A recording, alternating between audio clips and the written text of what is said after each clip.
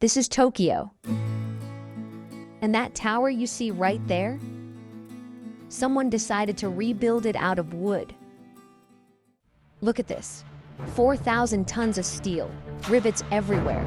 Strong, sure. But producing all this steel pumps out CO2 like crazy. So this team of engineers sat down and asked a wild question. What if we used wood instead? And it starts here. A single log. Each of those rings is 1 year of growth.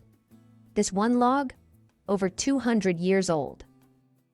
Japan's Sugi cedar forests cover 4.5 million hectares. That's basically the size of Denmark. But not just any tree makes the cut. Then comes the sawmill, and this thing is massive. It cuts through cedar at 120 meters per minute. They pump preservative solution into the fibers at 12 bar of pressure. Result?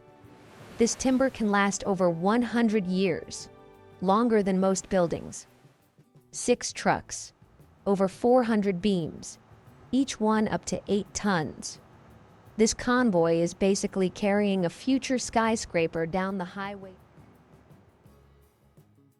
Day 1 on site. Before any wood goes up, they pour 2,800 cubic meters of concrete non-stop for 72 hours straight. First beam goes up. This thing is 15 meters long and weighs a ton. Then a storm hits. 90 kilometers per hour winds, lightning, the works. Modern mass timber is rated for magnitude 7.0 earthquakes. Watch this. Days compressed into seconds. There's something wild. Timber construction is actually faster than steel. No bolts, no screws. This is traditional Japanese joinery. Shiguchi pure geometry, locking everything together. 1,000-year-old technology. Up here at 200 meters, wind becomes the real enemy. Here's the cool part. Wood actually bends slightly in wind. Engineers check every joint.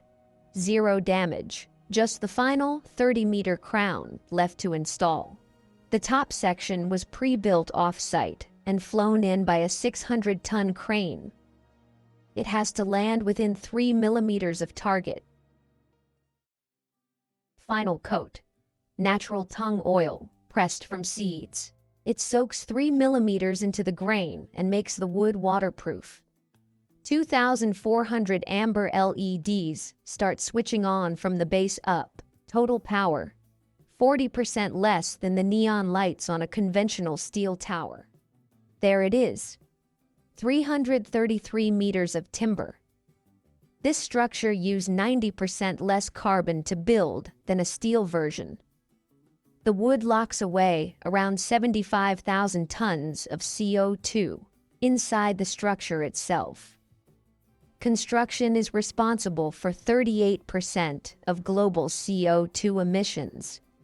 That's more than all cars and plane combined. This tower proves it works. Now it's everyone else's turn.